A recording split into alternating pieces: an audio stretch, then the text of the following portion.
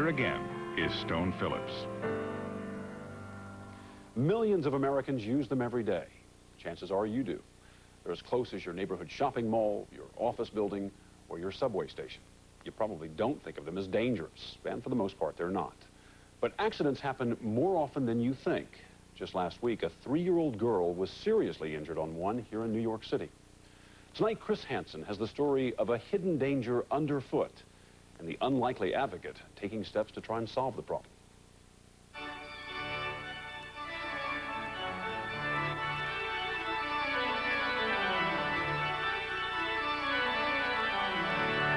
You just don't expect to find an activist in a cloistered monastery, a sanctuary of peaceful prayer. I'm dogged, I suppose, but I don't like to pass up something that needs fixing. And that fixing has put this nun at odds with major corporations and the United States government. I never looked on it as a crusade, but I can't stop being interested. It's a problem that is not fixed yet. Sister Mary Therese Zemikiel's One Nun campaign from this monastery outside Cleveland doesn't concern questions of faith. It's about escalators. They are potentially dangerous. They're not only dangerous to children, there have been some terrible accidents to adults also, but the children are the most vulnerable because they're the smallest. She's felt that way since her nephew, Jamie Zemikiel, got on an escalator with his mother in a Sears store 19 years ago. I remember getting on at the top and my mom taking my hand. And he had one hand up on the moving railing, just exactly as you and I were taught to do. I remember going down it. I remember something tugging at my foot. Oh, here we go. The memory of what happened that day is etched into Jamie's mind. This is about where it started. Even now, he has no trouble showing his aunt where it all happened. I remember my mom yelling and screaming, and then the next thing I remember is my foot coming out and not even recognizing it as my foot. Jamie's foot had been trapped in the gap between the escalator step and the sidewall and was horribly crushed in seconds. At first, Sister Therese thought Jamie's injury was some kind of freak accident, but she found out that according to the federal government, currently, more than 16,000 people a year are sent to emergency rooms because of escalator accidents. The vast majority are children, just like her nephew. The whole thing was terrible. I couldn't stand it. I couldn't stand by and not try to do something. This is the letter from the escalator company. Sister Therese says she's hounded the industry and government agencies to improve escalator safety. Most recently, she's taken her campaign to First Lady Hillary Clinton at the White House. But 19 years after her nephew was hurt, children are still getting hurt. I heard great things about Boston, that there was a lot to do and a lot to see up in the Boston area. Come on. Find the aliens there. You get 2 of them, don't you? Andrew Baird and his family were visiting Boston for the first time in June of 1994.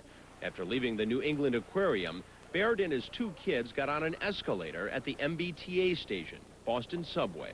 My daughter was on the step ahead of me, and I had her right hand in my right hand. I felt a jerk, and my daughter started to scream, like she was scared. Do you remember what happened? But 4-year-old Kelsey Baird was screaming in pain. The escalator bite me. The escalator what? The escalator bite me. The escalator bit you? I cried and screamed. The thing jumped up, grabbed her leg, and ripped it wide open to the bone. This is what Kelsey's leg looked like after the escalator bit her. It took emergency surgery and 5 months physical therapy before Kelsey could walk again. Her family is considering suing both the Boston subway system and the manufacturer. You might think the danger zone of an escalator is here, where the jagged teeth merge at the top or the bottom, but it's not. According to government and industry figures, this is where the majority of traumatic injuries occur, the small gap between the moving step and the sidewall.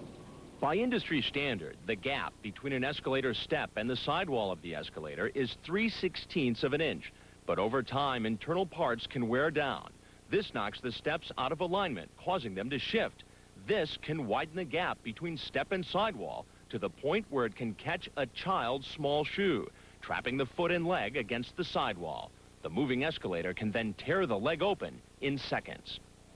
The escalator industry says that its products are the safest form of public transportation, providing up to 9 billion rides a year. The industry promotes safety with warning signs on escalators and a safety campaign urging children to hold parents' hands and stand towards the middle of the step, away from the gap. But the reality is that many children grab the moving handrail as they ride, putting their feet dangerously close to the gap. Critics say that until that gap is significantly reduced, children will continue to get hurt. We found hundreds just in Boston. One of the problems is that there's no reliable database of accidents. Reporters David Armstrong and Shelley Murphy investigated escalator safety for the Boston Globe. On the surface, everything looks very rosy. You wouldn't think there's a problem here in Massachusetts or elsewhere. But if you dig a little bit, you quickly realize that there's a serious problem here. How serious? Their series uncovered over 300 accidents requiring emergency room treatment in Boston alone in the past 2 years. They say most of the accidents were due to faulty equipment or lack of maintenance. And there's another problem. The escalator industry says the average lifespan of an escalator is 15 years, but many escalators across the nation are much older.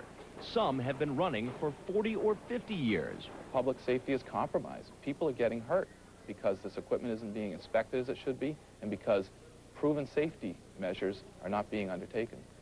Armstrong and Murphy say part of the problem is the lack of federal escalator safety regulations. It's up to cities and states to enforce safety codes, codes that are frequently written by committees dominated by the escalator industry.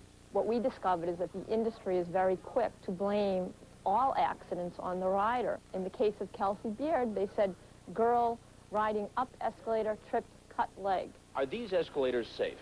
Absolutely. No question. No question, no doubts. John Haley was general manager of the Boston subway system at the time of Kelsey Baird's injury. There have been conflicting stories, but the escalator is not solely responsible for that incident. Are you saying the Bairds are lying? I'll leave it at that. I'm not in a position to get into debating who said what and who was where, because the case is being litigated. But Baird says there is no debate. He was just doing what millions of people do on escalators. I was holding my daughter's hand by the right hand. Then all of a sudden, this thing jumped up, grabbed her leg, ripped it open. That's something that I did?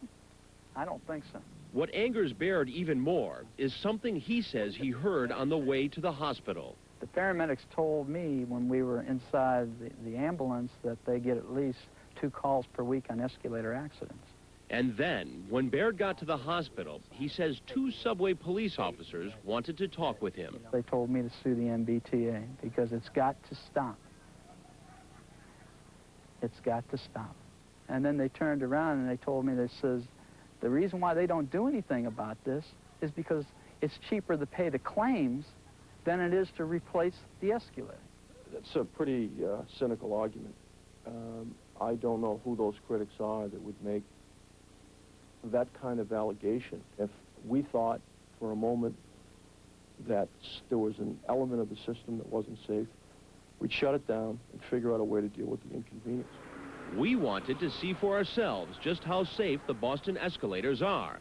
So Dateline hired Joe Morrissey, a former Massachusetts escalator safety inspector. Morrissey now has his own business advising developers. He rode the subway escalators with our producer and crew. If the public is being informed that these escalators are safe, they're being misled. We took Morrissey to 3 of Boston's busiest stations. Maverick, in the north end of the city. I found the escalator was making an incredible noise. It sounded like it was self-destruct.